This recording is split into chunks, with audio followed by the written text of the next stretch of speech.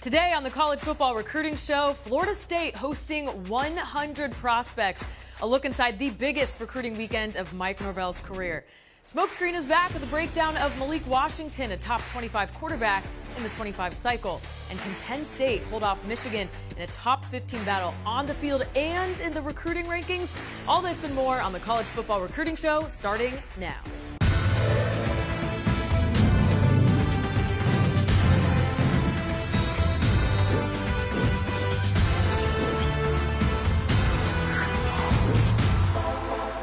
Good afternoon and welcome into the College Football Recruiting Show. I'm Grace Remington with Cooper Patagna on the desk here. Before we begin, you already know what to do. Please like this video and subscribe to the 247 Sports YouTube channel. Let's get into our headlines of the day. Our Greg Biggins reporting that the nation's top 2026 recruit, Julian Lewis, was at the Washington USC game last weekend. It was the five-star quarterback's first USC game day. Lewis said, quote, "It was a tough loss, but the offense really competed." Coop, how do you think the visit affects his current commitment to the Trojans? It's a long way to go. 2026, if you're not familiar, that means he's a sophomore in high school right now. But this guy's a baller, one of the top players in all of high school football. 9-1 at Carrollton High School, 34 touchdowns, 1 INT. He just keeps on getting better and better. He's the type of guy you got to keep an eye on. He might reclass here over the next couple years. That's what we're hearing. But a big one for USC to get him out there to LA, regardless, is a win. Another top prospect at Washington USC was five-star safety Xavier Filsame, according to our Mike Roach. It was an unofficial visit for the Florida commit. He also plans to visit the Gators and Oregon and is on flip watch to Texas. So, Coop, where do you think he's leaning? That's a tough one right now. It seems like he's pretty open. Texas is the team to watch. You heard Oregon in there as well. He's committed to the Florida Gators. Billy Napier not going to let up on him as well. Five-star. These guys are hard to find. It is spatula season, though. Only one uncommitted prospect in the top 32. We could see some movement, so keep an eye on Xavier Filsame. Our Alan True reporting that top 5 interior offensive lineman Andrew Dennis has set an official visit to Clemson, Purdue, and Illinois. He decommitted from Michigan State in October. He'll also be at Penn State for the Michigan game this weekend. Coop, what do you think the four-star is looking for at this point? Well, I think development, right? We talk about that a lot. And this is one of those guys, you see it this time of year. Some of these guys hit the market for a lot of different reasons. We know the situation at Michigan State, one of the best interior offensive linemen in the country, still available on the board. Penn State, I think the team to watch here, they did a really good job last year finishing out their cycle at the offensive line. Chimdi Ono was a guy, late riser for us in the top 247 in 2023. If they can do it again this year, there'd be a big boost for Penn State heading towards the early signing day. Four-star corner Jamari Howard will announce his college commitment right here on the 247 Sports YouTube channel this Friday. That is tomorrow, the 10th at 11 a.m. His finalists are Florida, FSU, Maryland, Michigan State, and Rutgers. Coop, what's your prediction for the top 10 corner? I'm going to say Florida State. That's where all the buzz is. That's where the crystal ball is as well. I think Mike Norvell, his staff, they've done an incredible job with Jamari Howard. And this guy is 6'2", 175 pounds, super long. Could potentially be a safety one day, but this is the type of guy you want to keep in the state of Florida.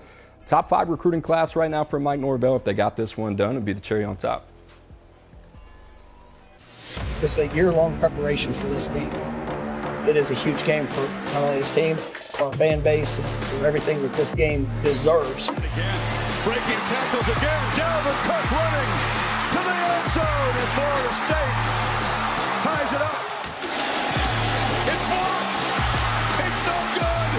The Noles. Travis gonna go deep. Has a man and in stride. It is Pokey Wilson. Talk about leaving a legacy. What legacy do you want to leave in this series? And my goodness, we're going to look back upon this game for years to come. Program defining type of night. It's one of the best rivalries out there. The Noles have gone back-to-back against Miami, and they're hoping to keep the streak alive in front of an elite crowd of recruits. Zach Blostein of Noles247 is here to preview a massive recruiting weekend. Zach, the Noles currently rank 4th in the 2024 recruiting rankings. Now they're hosting 100 recruits in Tallahassee this weekend. What are the biggest names in the 2024 cycle we need to watch? Yeah, man, you got to start with Jeremiah Smith, the 5-star wide receiver committed to Ohio State, the #1 overall prospect in the class of 2024. who doesn't want Jeremiah Smith? Florida State's, one of 3 schools I think really in it to try and flip him from the Buckeyes right now. From people I speak to, I think FSU might be in the best position to pull that off. It's going to be a tough flip, right? Like, he's been committed to the Buckeyes for a while. Brian Hartline does a great job over there, recruiting elite wide receivers, having that wide receiver room stacked every year. But FSU's been, getting him on campus consistently. I think this will be his 5th visit to campus this year. He's an uber talented prospect, a can't miss guy, and FSU badly wants him in their 2024 recruiting class. Zach, we talked about 2024, the number 1 player right there in Jeremiah Smith, Florida State's still working on. How about 2025? Who are some names coming in that cycle that will be in Tallahassee this weekend? Yeah, so you got to start again with the number 1 overall prospect in the 2025 class, David Sanders, the offensive lineman out of the Carolinas. He's visited Florida State one time before over the summer. FSU will get their first crack at an in-season visit with David Sanders and his family this weekend for their big-time rivalry matchup with Miami. David Sanders is an elite offensive tackle prospect that FSU really wants to add to their 25 class. It's a really unique situation there with the number 1 player in both the 24 and 25 classes visiting Florida State this weekend, and FSU hopes to capitalize on trying to get David Sanders in that 25 class. Another guy to mention in this class is running back Ousmane Kroma. He's out of Lee County High School in Leesburg, Georgia. He's one of Florida State's top overall targets in the 25 class, guy that's really emerged as their top running back target in 25. They absolutely love him. They absolutely love recruiting South Georgia. It's a region, obviously really close to Tallahassee, and they've done a great job this cycle of recruiting guys from that region, like Cam Davis, another 4-star running back from South Georgia, along with 5-star tight end Landon Thomas, who they flipped from the University of Georgia earlier on this cycle. They're looking to continue that success in South Georgia with Ousmane Kroma, one of the most productive running backs in the 25 cycle.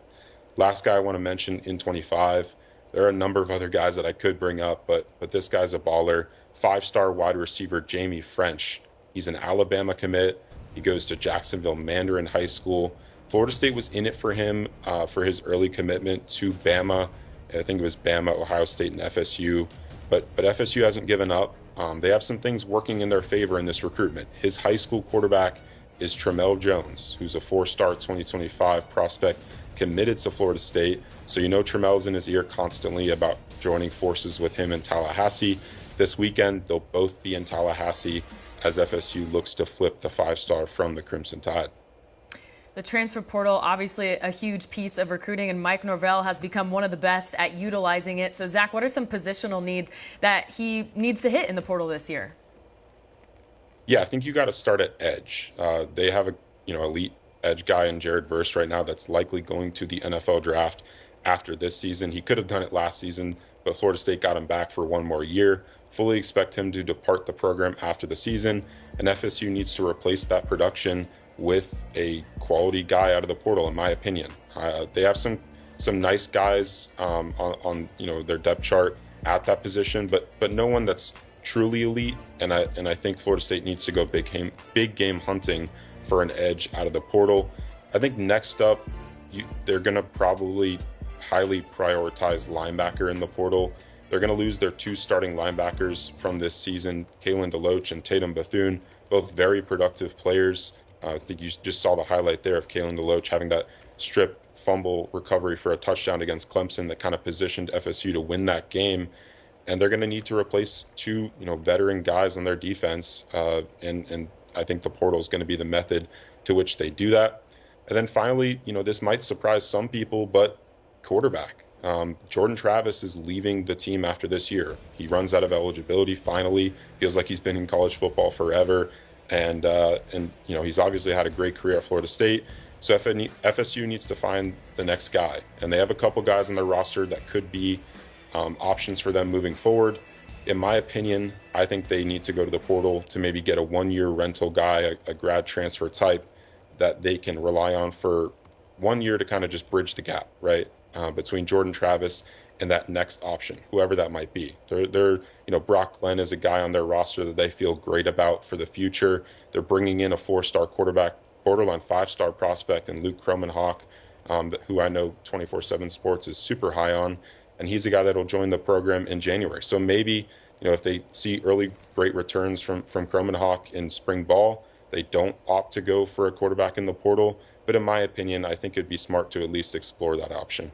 Zach, I'd be remiss if I didn't bring up the elephant in the room of the 5-star Cam Coleman committed to Texas A&M. He will be visiting in Tallahassee this weekend. Another guy committed to LSU, that's 4-star cornerback Kai Bates. What's the feel going into this weekend with Florida State, their chances to flip both those guys?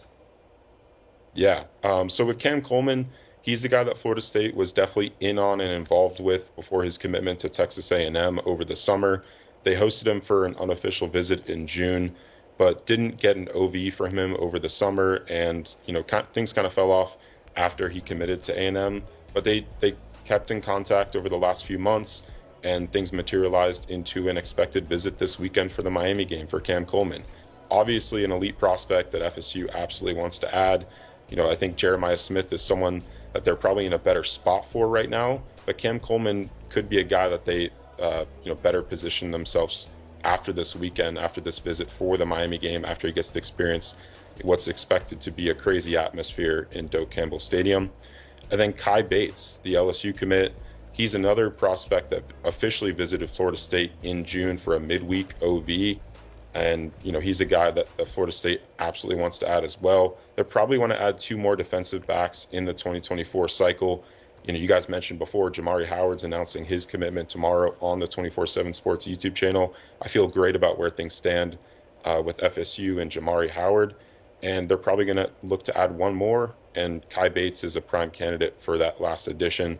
They're looking to flip him from the LSU Tigers, who they actually beat early on in this season on the gridiron.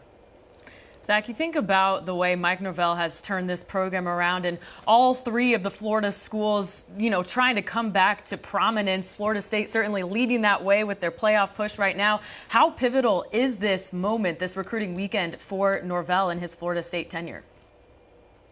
It feels like it's kind of all been building up to this.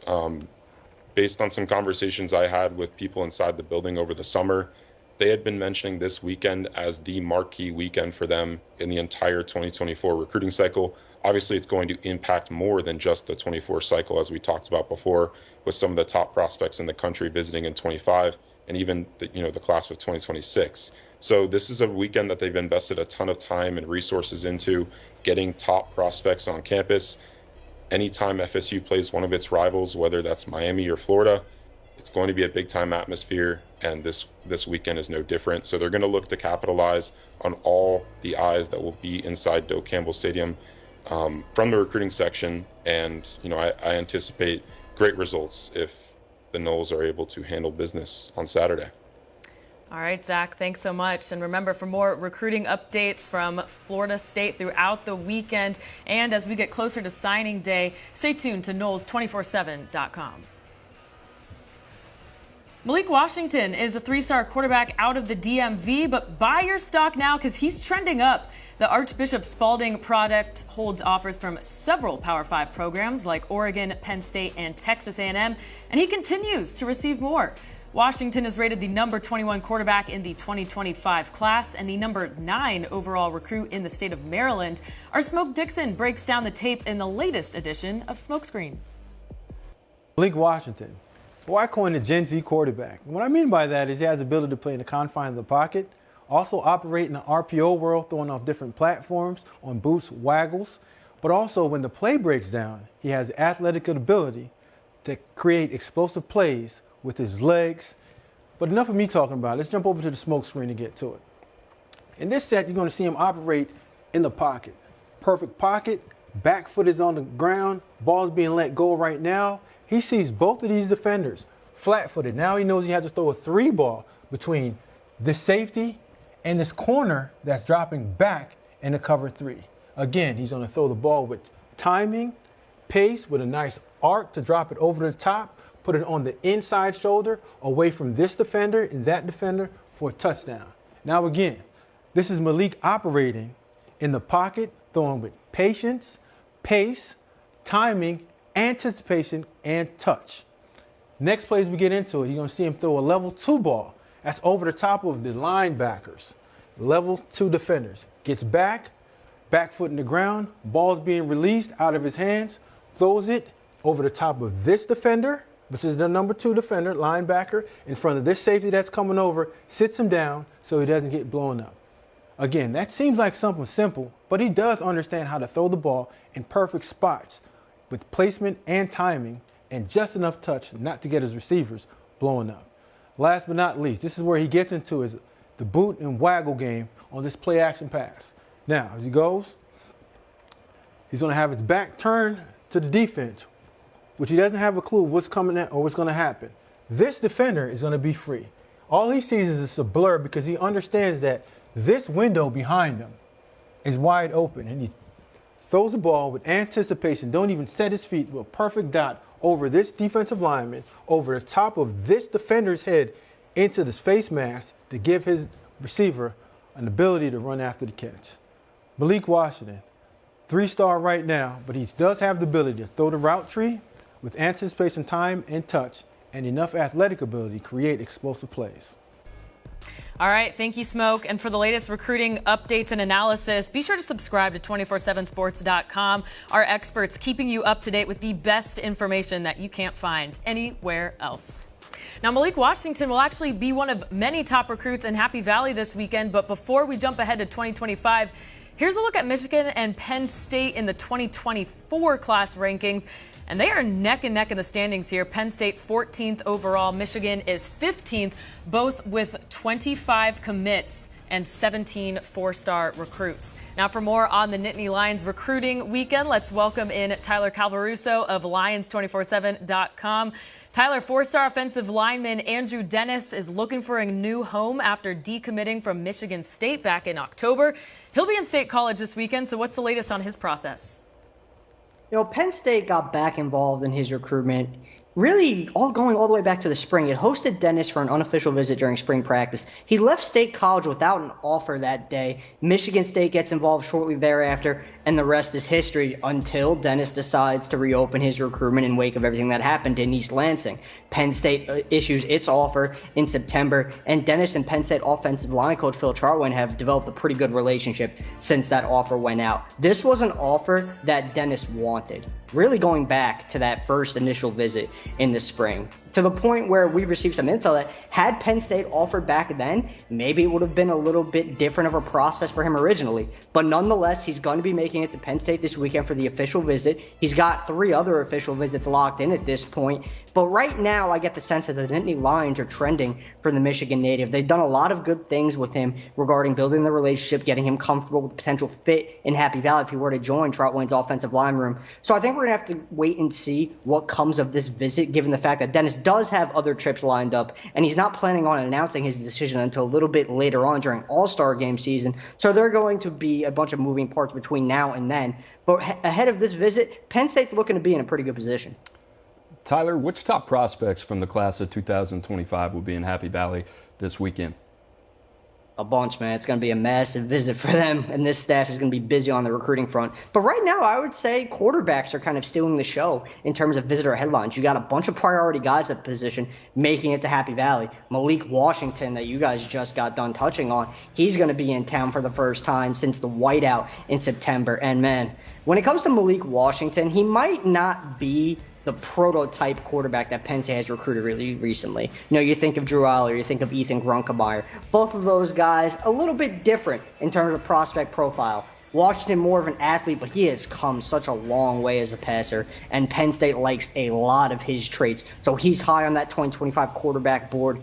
Matt Zollers from Springford High in Royersford, Pennsylvania, recently picked up an offer from Penn State. They had been monitoring him for a little bit. They got him on campus a bunch during the summer. He participated in multiple 7-on-7 tournaments with his Springford team, came back at the end of June for the program's annual whiteout camp, was one of the best passers in attendance that day. Penn State kept an eye on the early junior season film. Staff liked what it saw. Offer goes out, and you have to take into account with him being an in-state guy. That was something that Penn State pondered for a long while because they don't want to issue in-state offers unless they are legitimate. So Zollers is a name that has kind of, his stock has really skyrocketed when it comes to where he is on Penn State's 2025 board. And then you have Ryan Montgomery, the top 24/7 passer from Ohio. He's another Brad Mandler product. So Penn State, whenever it's a Mandler guy, the Nittany Lions are going to be involved to at least some degree. This is going to be Montgomery's first trip to State College in a long while. Penn State offensive coordinator Mike Norvell has been out to Findlay High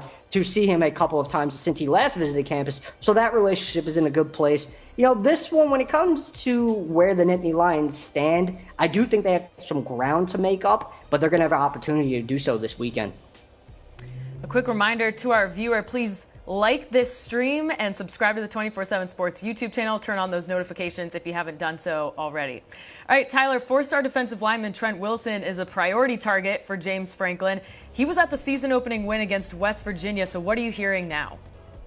So Penn State has really built up a solid relationship with Trent Wilson. Deion Barnes, defensive line coach, has kind of spearheaded that. Those two have gotten along pretty well. That relationship has been long-standing, really going back to before Barnes was Penn State's defensive line coach, going back to when he was a graduate assistant working under John Scott Jr. before he ascended to the top job. So those two are plenty comfortable at this point. I think it's noteworthy that Wilson is no longer at St. Francis Academy in Baltimore, which is a program Penn State has not had a ton of success recruiting at in recent years. He's over at Wise High now, and I think that does play some sort of role in Penn State's pursuit moving forward. But, man, he is a top target for the Nittany Lions on the defensive line. He is one of those guys that they really, really want in the 2025 class. And, again, another opportunity for Penn State to help itself with one of those guys who they view as, really high on that overall 2025 board. And Wilson has expressed a pretty high level of interest in the Nittany Lions early on. So I think this is a recruitment to monitor pretty closely coming out of the weekend. Tyler, we talked a lot about a lot of prospects on campus this weekend in 2025, 2024 as well. Andrew Dennis, we talked about him. How big of an impact would a win over Michigan be for James Franklin on the recruiting trail for the Nittany Lions?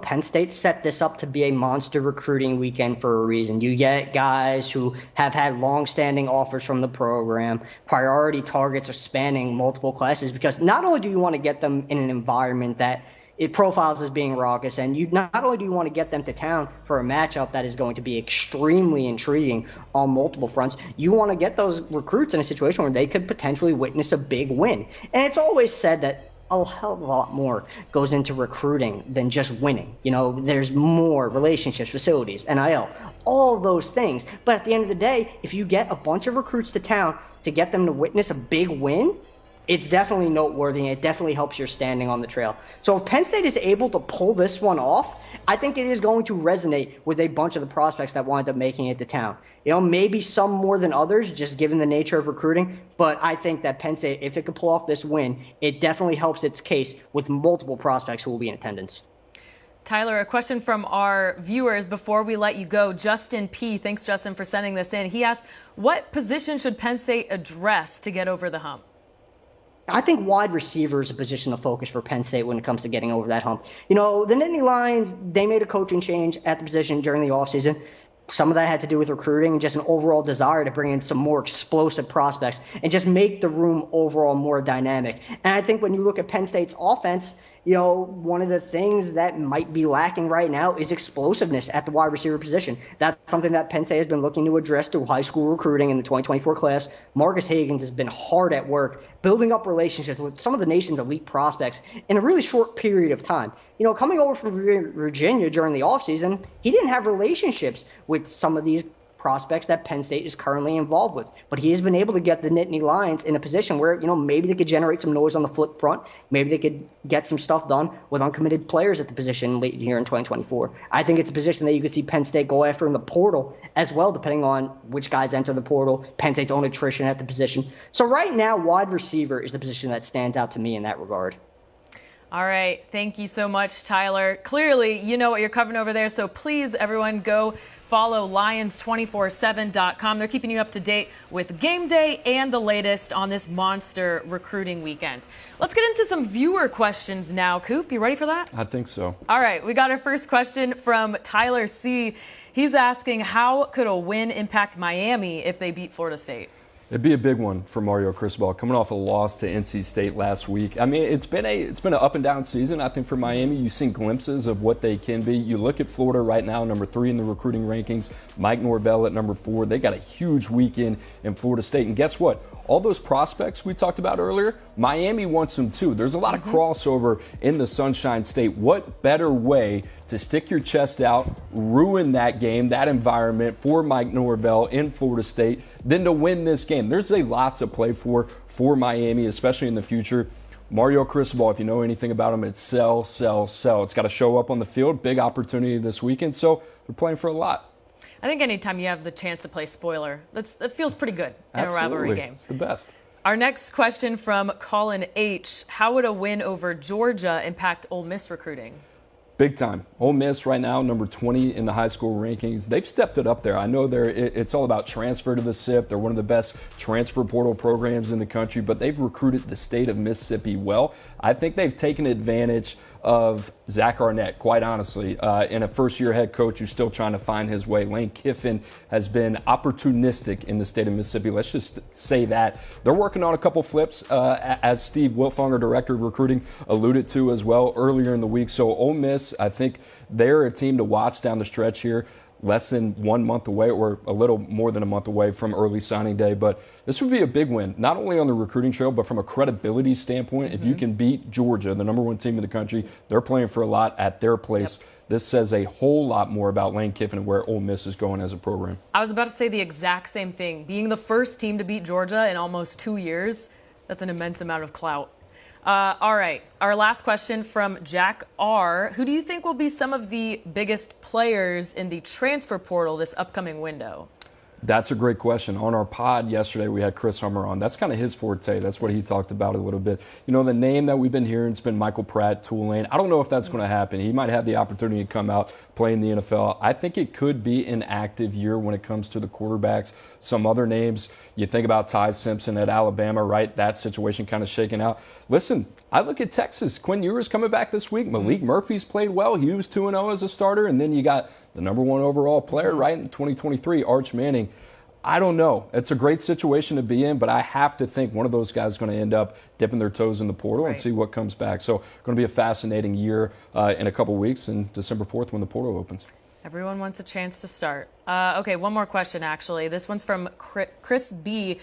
This is wide open, so go wherever you want with this. What is your biggest takeaway from the college football season so far? Oh, wow, thanks, Chris B. That is a great question. Let me wrap my head around that one. I don't know. It seems to me that there's no one elite team. There are a lot of good teams, right? Georgia right now, for as good as Georgia is, for as good as Georgia has been, they look beatable. We've seen that at times this year. I think Auburn had them on the ropes. You look at Missouri just last week, played them pretty well. Ohio State is not the same dynamic passing offense they've been in the past. You go down the line, Florida State, they're playing good ball. I think it's all going to be about who's playing the best football in December going forward into the college football playoff. Right now, it's anybody's game. I mean, you look at Michigan, everything they got going on with the program as well. Washington's undefeated.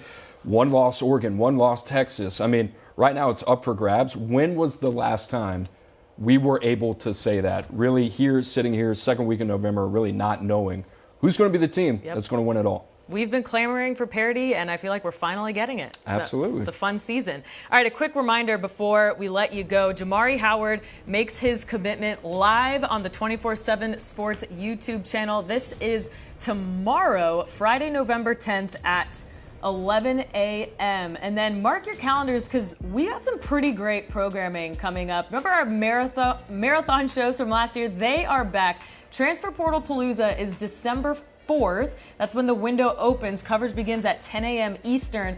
And then December 20th, that's our National Signing Day show. Coverage beginning at 10 a.m. Eastern. All of our scouts, recruiting experts, and team site experts will be bringing you the latest on the top recruits of the 2024 cycle. How are these classes coming down to the races? We got you covered over at 247sports.com and the 247 Sports YouTube channel. All right, that's going to do it for us on this episode of the College Football Recruiting Show. For Cooper Patagna and the rest of our crew, I'm Grace Remington. Thank you for watching, and we will see you back here on Monday.